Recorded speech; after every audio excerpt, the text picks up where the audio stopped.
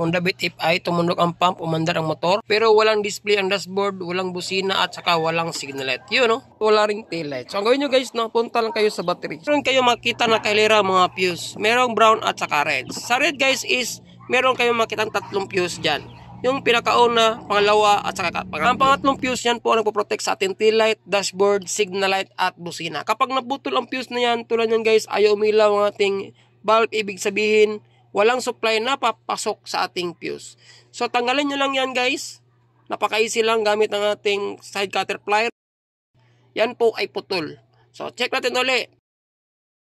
Yon, meron siyang input at meron din siyang output. Meaning kasi guys, goods na ang ating dashboard, automatic iilaw na yan.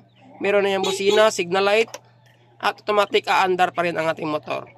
So yun lang guys, no, kapag yung motor nag-experience ng ganitong senaryo, may idea na kayo. Maraming salamat at syempre see you sa ating next video. Ride safe. God bless.